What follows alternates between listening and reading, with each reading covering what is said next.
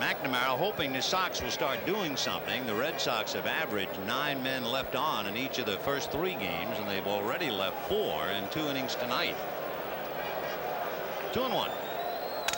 Busted bad and a little looper to Santana. You could hear that handle crack. So that's that for Barrett. So Marty, who doubled in the first inning, breaks his bat and loops out to the shortstop. And the count 2 balls and no strikes. Kind of interesting that he wouldn't get a better pop at that ball, but I guess he really surprised him by coming that far inside. So far you could see Marty draw his arms in as he tried to hit that ball. Usually you take a swing like that when it's 2 strikes on you. Classic example of a jam job. 1 out, and here's Buckner.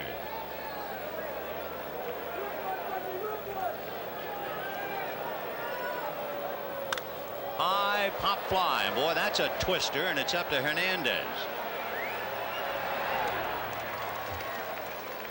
So Buckner fouls out to Keith Hernandez. 2 down in the 3rd, and Jim Rice coming up with the bases empty. You're the catcher now, Vin, and the guy before you has just hit the first pitch. I mean, the guy before Rice, Barrett had 3 pitches made to him. Would you think Rice would be hitting or taking? Well, knowing his pattern, it was kind of shocking to see him take a first pitch fastball. I figure he's done that once for the record books. Now he's up there to hack. You cannot assume that he's going to take this pitch. Not if it's in the neighborhood. High, ball 1. He had that gun cocked. Rice with Baylor to follow. 2 out in the 3rd, no score.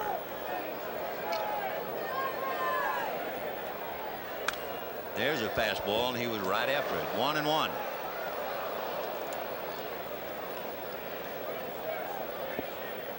You'd say Jim Rice is very deep in the batter's box. They barely outlined the boxes before the game. It's not a case of the hitters wearing them out. It was hardly a box when the game started. Line drive, foul. Tell you one thing, if you're Jim Evans on the left field foul line, you have to first gauge the ball, and second you have to make sure you're not shot by the carom. He was almost hit by the ball coming off the wall. And you see that jutting out part. That's why Santana was out. The shortstop really has to go out on every ball that's hit down that line, because that ball will come right back to him. You think you may have a double, and they'll throw you out by 20 feet at second base. 1-2 to Jim Rice.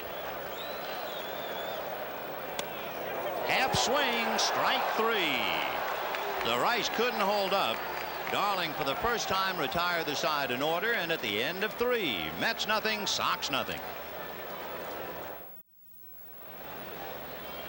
Give you the idea of an early pattern established by Al Nipper, and of course because of that he's kept Bill Buckner very busy at first base. Now Nipper will be pitching to Wally Backman, Keith Hernandez, and Gary Carter. And that was a pretty good tip-off right there about what they think of Backman, because if there was ever a time that Backman would be bunting, this would be it to lead off this inning. Nothing happening. Darling has had to battle out. They're shortened up. Buckner said something to Nipper. We'll see. And remember, Backman is 10 for 20 in bunting this year. He grounded out to Buckner in the first inning. 1 ball and no strikes. Slight pattern already developing not only with Nipper but in the World Series, where the road team has won the first 3 straight. Shot up the middle, deflected by the glove and the mound, slowed out into center field, and Backman holding. So Wally opens up with a base hit, and the hitter will be Keith Hernandez. That's his theory. Hit the ball up the middle. If I'm late, it'll go to left field. If I'm on target, that's what happens. If I'm a little early, I can pull it and have plenty of room. So he's on, gets it started, and Hernandez, who can handle that bat in the batter's box. Nipper, as you saw, came within an ace of getting his glove on the ball and knocking it down. So here's Hernandez, who walked in the first inning. Backman at first, Buckner holding, so the right side of the infield is open. Remember when Hernandez was hitting in the first inning, Jim Rice was almost beyond the scoreboard in left center. He's not overshifted like that right now. Ball 1. Hernandez, if you're thinking about it, did not sacrifice all year, but he's still taking a long look at Buddy Harrelson.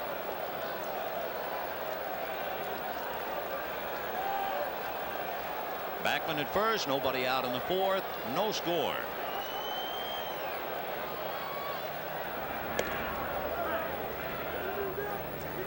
If anything, they'd put a play on with this combination. Harrelson doing a good job at third base. He's looking into the bench, looking at the runner, looking at the hitter. Hernandez giving him a chance to go through signs, and even he finishes, he backs out of the box as if something else is on. A lot of games within the game.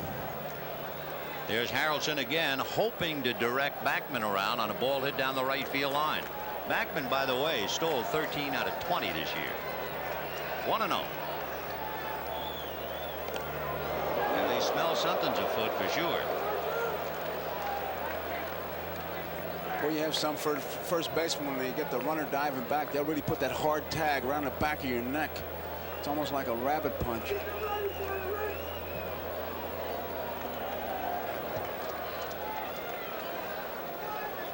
Time at the plate.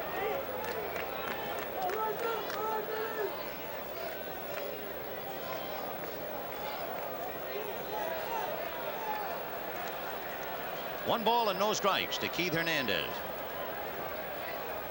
Backman going on a pitch out, and the ball is hit behind Owen, who goes back to get it and take care of Hernandez. But what a job of protecting the runner. He defeated the pitch out. They put the play on, and it was hit and run all the way, and Gedman gets out there early, and look at Hernandez just throw the bat. What a piece of hitting.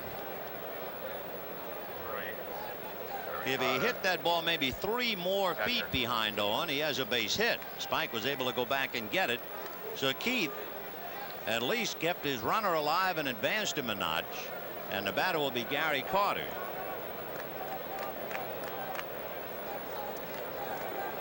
Carter, you remember, struck out on a breaking ball. Keith thought he should have hit that ball to left field. Even the pitch out, he's talking about drilling it to left field. Been a little extra action on that ball too. He was describing the flight of it. So Backman at second, 1 away, and here's Carter, called out on strikes in the first inning.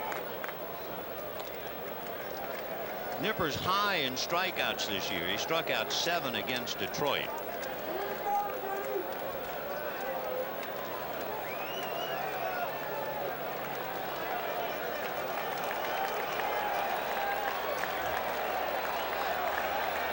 At second, 1 away in the fourth, no score, and Nipper wants to talk to Gedman. Obviously, he's just not sure of the signs with the man on second base, and you better make sure, because boy, that's the way the pass balls and the wild pitches occur. Sometimes the flashes are very easy. It's the indicator that gets to be tough, and they are really confused. He's just repeating it, and Gedman is just not sure, and Brinkman wants to break up this meeting, but they're going to make sure. And remember, Al Nipper is kind of out of sync. Hasn't worked in 17 days, in and out of the lineup because of injuries. They just... This is a tough time to go over signs, right, isn't it, in the World Series? It is, but I tell you, I don't blame Gedman at all for making sure. Brinkman wants to keep the game going, but your pitcher has to throw with the confidence that he's throwing the right pitch, and if he's not sure of the signs, there's just no way he can do it. And remember what Nipper has: fastball, curveball, slider, knuckleball, and screwball. All right, Carter is in there with 1 out. Backman at second, no score in the fourth. On deck, Darryl Strawberry. Time again. That was Carter that time calling time. So they're all playing games now. Remember, Gary called out with that breaking ball. He might be looking for it now. Fastball. High drive into left field. Rice is looking up. She is gone.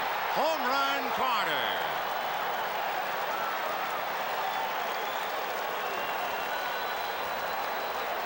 Now that's the art of hitting.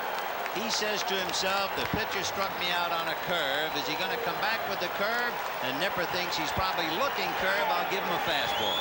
Well, that could be. But I just wonder how much effect it had on not being sure of the signs, just what to throw. You cannot make a pitch if you don't feel like you know what you're supposed to throw. So Gary Carter hits it out. Here's Strawberry. He goes the other way with that outside pitch, and this time it pays off. By the time Rice plays it off the wall, Darrell is to second base with a double. So he's learned. Remember, in the second inning, he tried to pull the outside pitch and rolled it to Barrett. This time he went with it.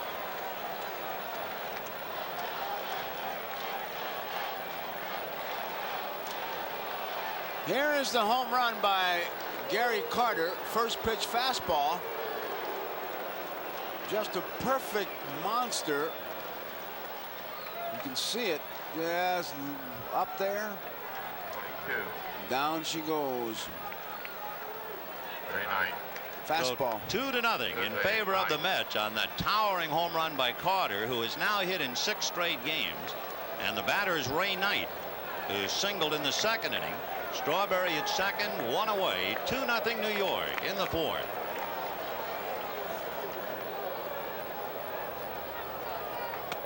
Slider strike. 0-1. John McNamara behind 2-0 on a roll of the dice in game 4. But remember his logic and his theory. Even if I lose tonight, I have my top 3 pitchers rested and ready. Hurst, then Clemens, and if necessary, Boyd. Good save by Getty, in the count 1 ball and 1 strike. Davy Johnson, of course, didn't have any room to gamble. He had to bring Darling back on 3 days rest. He will have Gooden tomorrow night. Then if there is game 6, he'd come back with Bobby Ojeda. And if there's game 7, he'd have to come back with Darling and the staff again.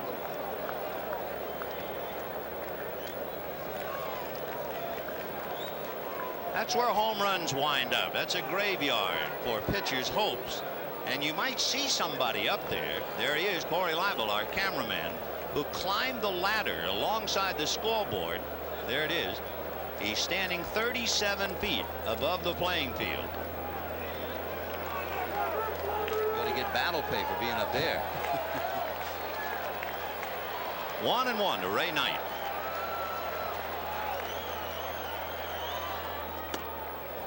Two and 1. Isn't it always the way?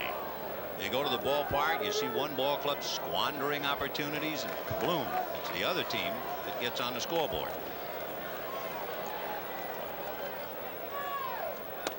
And he missed with the fastball, so now he's in deep trouble. 3-1 to Ray Knight. Carter, the momentary hero, with a 2-run home run, putting on his gear, and on deck Danny Heap, the DH. 3-1 to Ray Knight.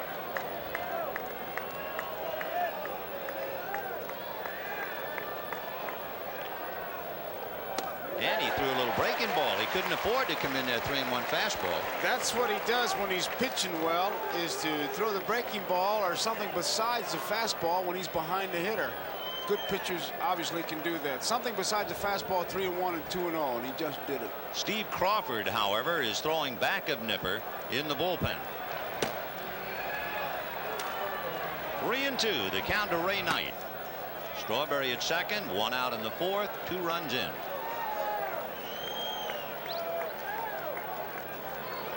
And line drive to center, base hit. Henderson is charging. Strawberry being waved. The throw cut off by Buckner. So Strawberry is in. It's 3-0 Mets, and Ray Knight holding at first base. So Knight is 2 for 2 with an RBI.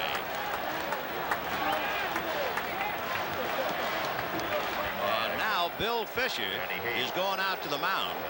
One of Fisher's concerns, and we always just try to give you what might be a possibility on the mound. When Nipper pitches, Fisher watches his left knee. If Nipper, being the competitor that he is, hurries up so much, his left knee does not come back far enough, and consequently he's high wild. And it could be, this is one thing that Fisher's talking to him about, the knee and slowing down. So he's given up a home run, a double, a single, and it is 3-0 New York. There's the knee. It looked like he brought that in fine, but he got it right down the pipe. when you're taking hitters deep 3-2, you just lose that percentage, and you could see Knight was just going to get a piece of that ball and try to put it in play. I just wonder how much the rhythm was broken by that long meeting of going over the signals, because it certainly did break his concentration. Well, here's Danny Heap, who hit into the double play in the second inning. Remember, he banged one to Buckner. 0-1 to Danny.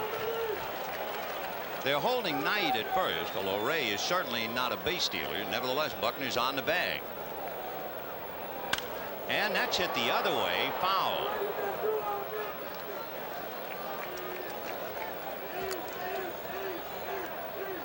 Not so much with Hernandez, because it was a hit and run play as we look at Stottlemyre, but certainly with Strawberry and now with Heap, you just wonder if somebody said on the bench, hey guys, he's putting the ball out there, that sinker, start to take him that way.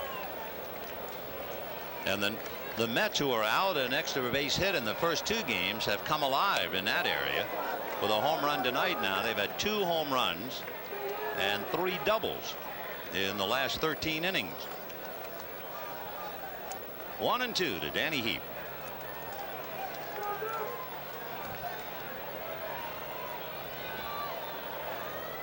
And that's hit foul into the crowd beyond the Mets dugout.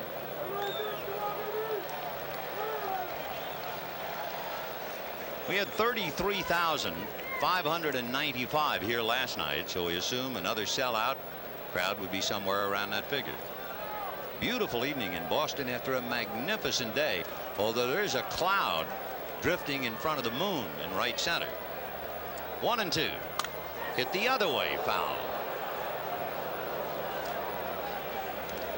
I think that the oversimplification would be that Danny Heap was up there trying to go to the opposite field until 2 strikes, and then I'm going to hit like Danny Heap can hit and just be natural, and he's a pull hitter.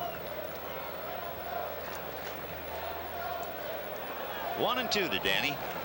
Knight holding at first. 1 out, remember. Tom Seaver, but for a bad knee, would be pitching tonight, and there's a high fly ball into shallow right. Dewey Evans is there. And we have the second out of the inning. We told you that story, but to repeat, Al Nipper, growing up near St. Louis, would go into St. Louis whenever the Mets or Reds came in just to see Tom Seaver pitch. And as the fates would have it, Seaver would have the bad knee, arthroscopic surgery coming up as soon as the season is over. He would have pitched Game 4, and instead the kid who worshipped him, Al Nipper, takes his place. Here's Wilson. Grounded out in the 3rd inning.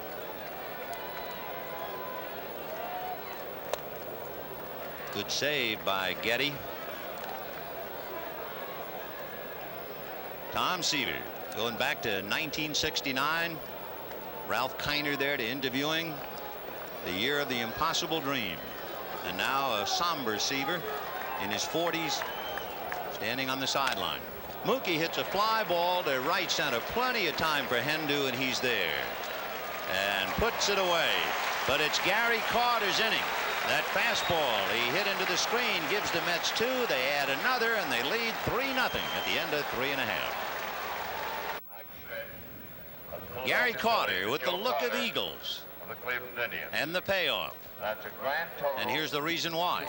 It's a low fastball, but watch as the weight shifts. Now both hands are on the bat, From the Mets, which is in contrast. There you see it, in contrast to what Rich Gedman talks about.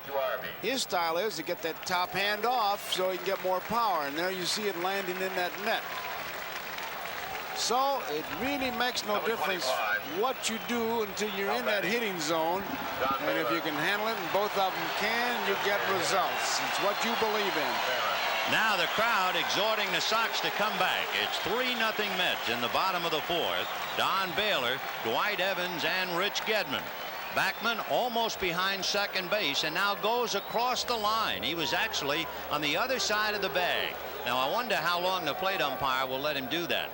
He was moving while Darling was actually making his pitch. That could be a distraction to the hitter. Not this time. I think the only time he'll stop him, even if Baylor would say something.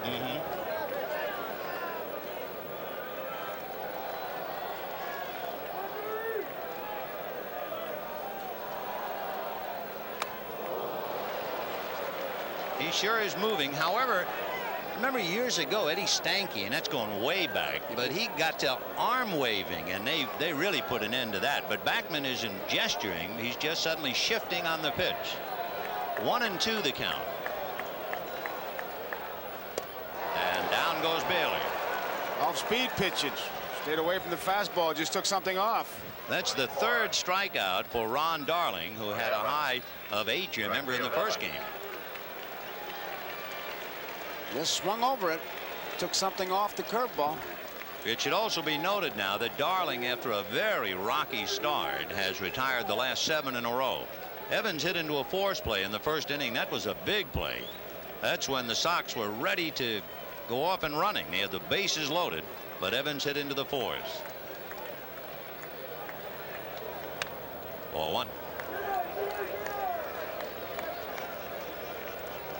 The Mets 3 runs, 5 hits. Sox no runs, 2 hits, a key blow, a 2-run home run by Gary Carter.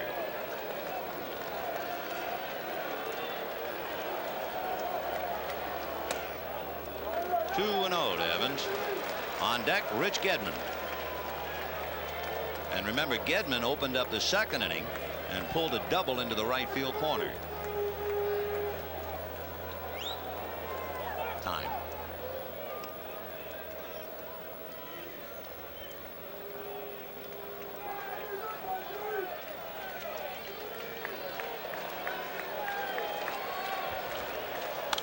High pop fly into shallow left. Out goes Santana, but there's Mookie. And had some trouble with it.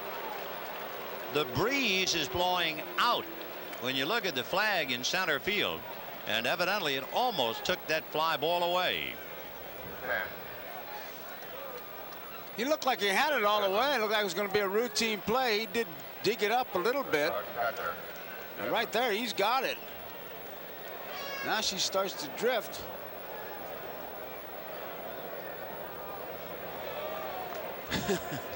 You can always smile after the catch. Right. And here's Gedman, who doubled to right. First trip. 0-1. Gedman pulling the ball between Keith Hernandez and the foul line down in the corner and got as far as third. There are so many stories, but I guess the one that smacks so much of Massachusetts are these two kids from St. John's and St. Peter's battling. I think it was on Logan Field where Getty would hit 500-foot drives, according to Ron Darling. And from high school to the big leagues to the World Series. Fouled off. 1-2.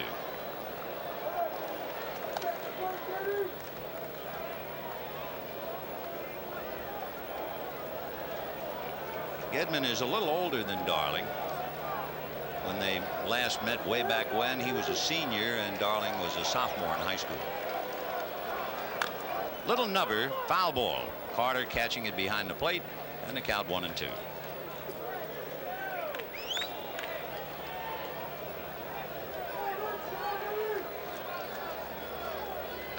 Same in every ballpark. Big crowd. Home team trailing. Quiet.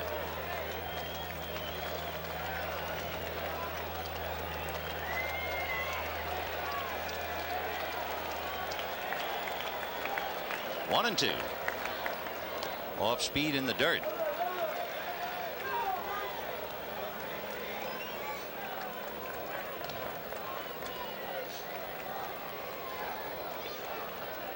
Darling, who's the king of the no decision. He had 13 no decisions this year, but he kept the Mets in the ballgame. They won 11 of those 13.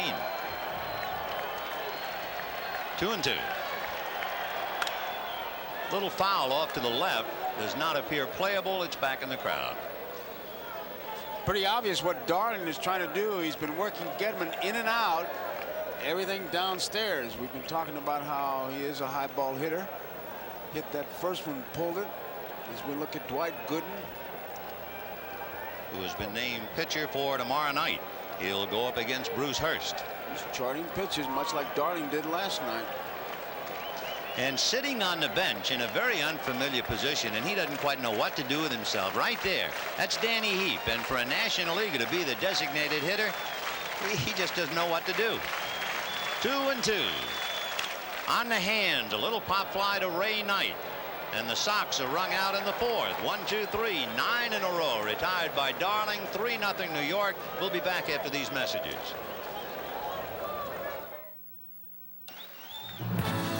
Tonight's game brought to you by Toyota, who offers a full line of 1987 cars and trucks. Who could ask for anything more? And by your Blue Cross and Blue Shield plan, who remind you to carry the caring card.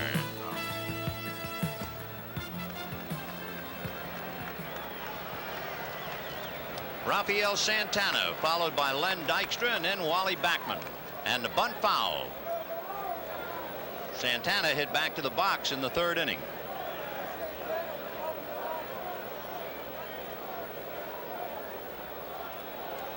Three runs, 5 hits for the Mets. No runs, 2 hits for the Red Sox. Carter a 2-run home run. Strawberry doubled, and Knight picked him up with a single. In there. Good off speed. Santana out in front tried to hold back, and he was tied up to take it. 0-2.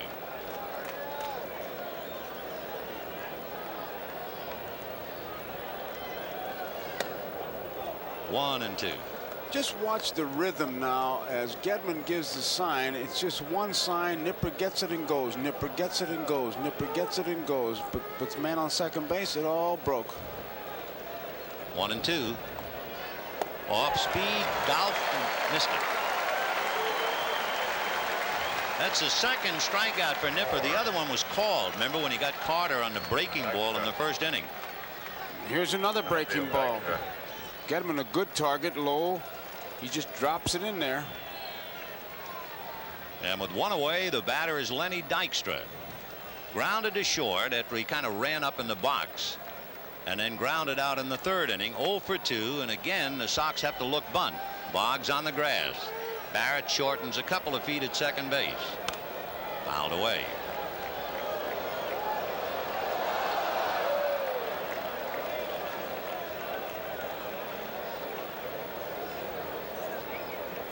Oh, 0-1 to Len Dykstra, coming off a 4-hit game last night. He scored 3 times. He really pulls that infield in, doesn't he? 1-1. I just wonder if sometime in Nipper's career somebody was stealing signs, because he puts that ball in the glove, as you pointed out, and never really holds it in that bare hand. And when it goes into his windup, and that's the best way to protect against somebody stealing signs. Fouled away down the left field line, out of play. Of course, at the same time, it's almost a 1 in a million grab to make sure you have a good grip, especially when you throw knuckleballs, screwballs, sliders, curves, everything else. Well, the only thing about that is that you throw it so often, he's been doing it for so long, it does become second nature. You think he sets it in his glove, you know, so that he can grab it cross seams, along the seams? He may, I don't know. 1 and 2. Knuckleball hit back to the box, and we told you he's a good fielder. That takes care of Dykstra. Good play by Al Nipper. Quick reflexes.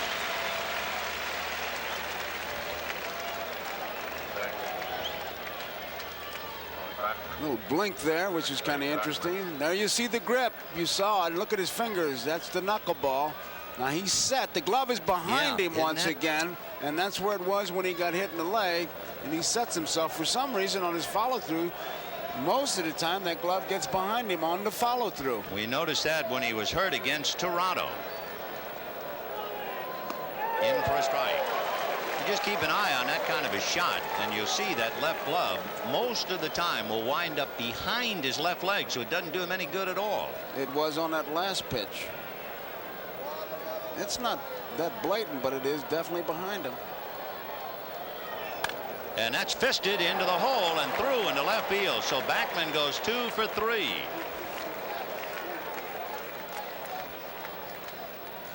Backman, one of the runners that Davy Johnson says if you get a good jump, go ahead, you're on your own. So with 2 men out here, even though you got that gap between first and second, you can bet that if he gets the lead, he's going to go.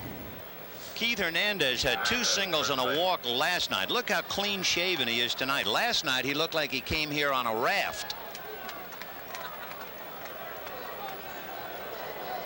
Tonight he's walked and grounded out. 0 for 1. 2 out, 5th inning, 3-0 Mets. And Backman at first. Strike.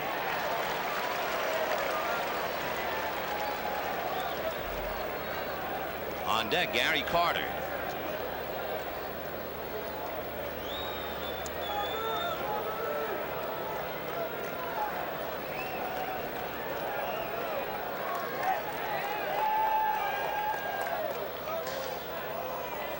Gedman looks to the bench to get some help on pitch outs, so he'll be checking. Talking about checking, it's interesting how Rice plays Hernandez with a man on and with the bases empty. He's in a totally different position. In the first inning, Hernandez came up with 2 out and the bases empty, and Rice was beyond the scoreboard. He was way over into left center. Then Hernandez came up in the 4th inning with Backman at first, and Rice was where he is now. And it's the same with Backman aboard here in the 5th.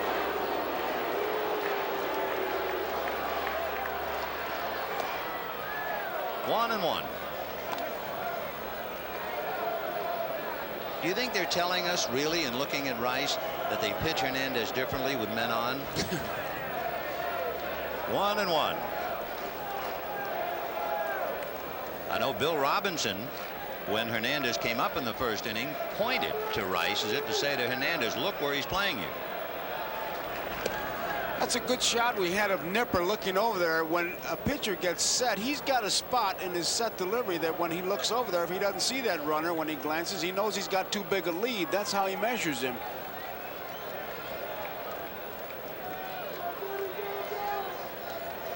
One and one.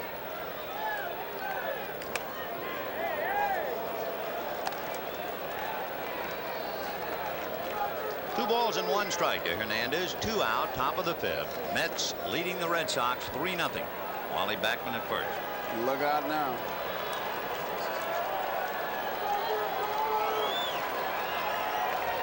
Backman trying to do a read.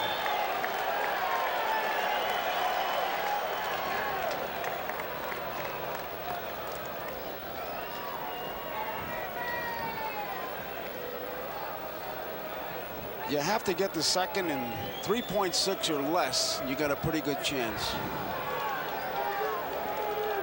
Backman is talking, I think, to Buckner. 2-1. But his eyes on the pitcher.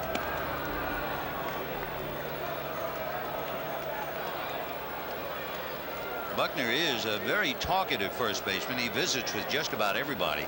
In fact, when the teams are introduced, the Mets lining up on the third base line and the Sox on the first base line, Buckner is always across home plate visiting with the Mets. 2-1.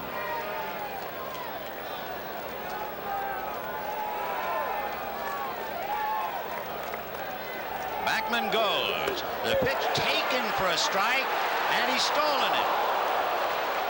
You really felt it coming. Yeah. And you know, Hernandez looked down to Robinson, and Robinson nodded as if to say, good, good. Well, it was a slow pitch, and he just laid off it. Follows it all the way, and Gedman really got something on the throw, but a difficult pitch to get anybody. They have measured, they have timed Gedman. 1.8 to 2.8 is what it takes him to get rid of that ball. He got rid of it in good shape. And once again, he's going out there now to talk to his pitcher, put that man on at second base to make sure that they are together. This happened once before. The only time that the Mets had a runner at second base was in the 4th inning when Backman singled and advanced, and that led to Carter's home run. Then Strawberry doubled and Knight singled him in to make it 3-0 New York. Now you have a runner at second with 2 out. 2-2 to Keith Hernandez. They're giving Hernandez the lines. The outfielders are pinching the middle.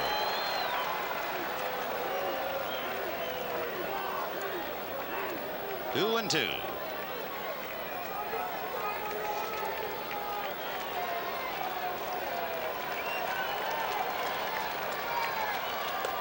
Ball 3.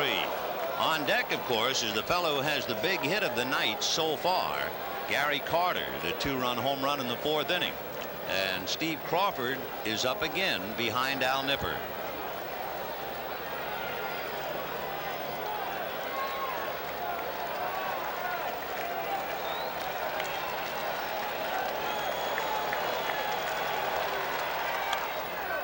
Fouled away. In on the hands. Breaking ball. Harrelson now with a runner at second will be in front of the coaching box, as you can see, and if necessary he'll do one of two things. If the ball is hit to left field, Buddy will then usually charge towards third base. If it's hit to right field, he'll come down the line towards the plate. He's got to be busy. 3-2. Fastball, and it's hit to Buckner, and he's deep, but he can do it himself. So the Mets leave Backman at second base, and at the end of 4.5 innings, the Mets 3 and the Red Sox nothing. We've shown you the pound ball. Here's what the knuckleball looks like. It's kind of a misnomer because as Nipper comes through with it, it's almost like a fingertip ball. You can really see how he's got the fingertips on it. And here it comes. That's what the hitter sees. That's why a knuckleball pitcher takes good care of his fingernails. A hangnail to a knuckleball pitcher is a serious injury. And how? All right, they're alive at Fenway. Bottom of the 5th inning, 3-0 New York. And the crowd asking Henderson, Owen, and Boggs to do something.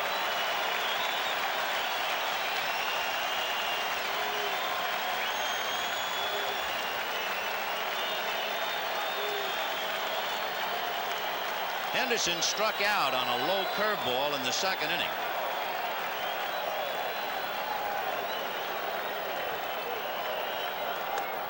Ball 1. Darling is on a roll. He's retired 9 in a row since the double by Gedman back in the 2nd inning.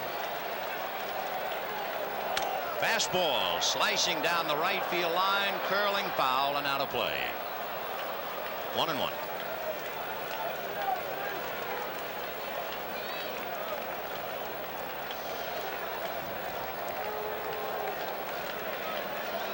Darling is accustomed, I guess, to pitching tough ball games. We talked about all his no decisions. The Mets were involved in 4 shutouts this year, and he was the pitcher in 3 of them. 1-1. And then, of course, game 1, he and the Mets were shut out 1-0. Tonight he's leading 3-0 in the 5th.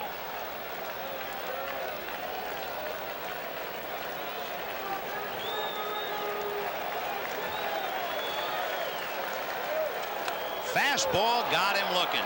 So he was looking for the pitch that he had struck out on, the curveball, and he was left gazing at the express. And I'll tell you something, even if he'd have swung at that one, he wouldn't be able to do much with it. Look where he places it. Not only is it a good fastball, the location is dead perfect. Right on the outside part of the plate, and about all you can do is what he did, bow and say, yes, hi, how are you? 10 in a row retired by Darling, and here's Spike Owen. Rolled out to Backman in the 2nd inning.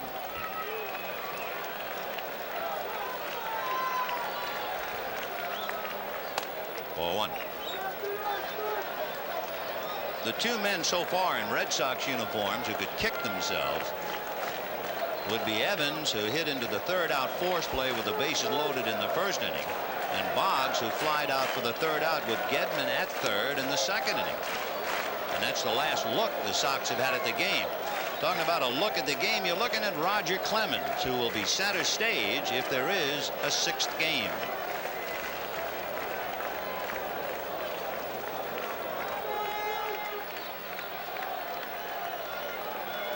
One and 1. Ball 2.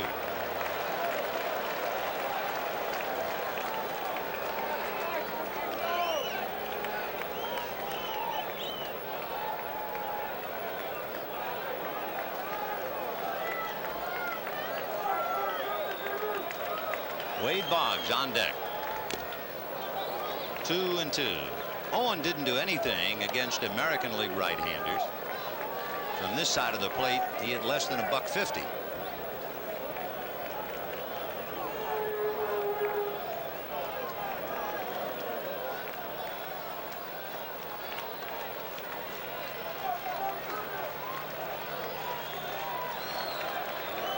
Two and 2 to Spike Owen.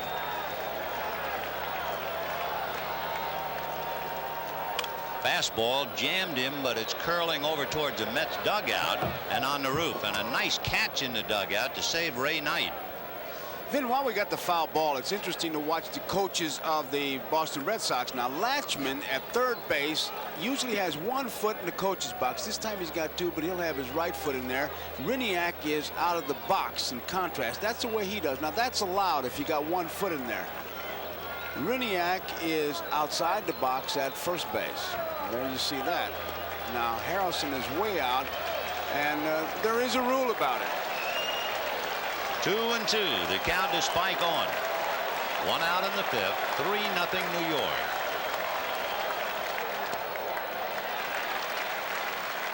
Three and 2 to on. Here's Knight going after that foul ball, checking the dugout. Of course, he's in good shape, though, because all his players are going to be there, and they're going to protect Johnson. him.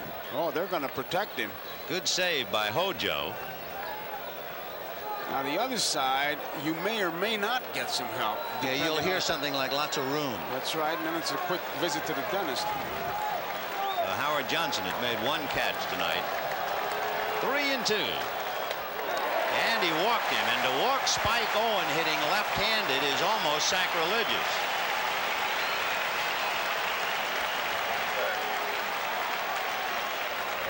Now you have Boggs and Barrett. That is the 3rd walk given up by Ron Darling. Boggs, a sharp comebacker in the 1st inning, fooled in the 2nd inning, and lifted a lazy fly ball to center. The pitch that fooled him was a slow curveball. It looked like he tried to pull it. The one he hit the back of Darling was a fastball.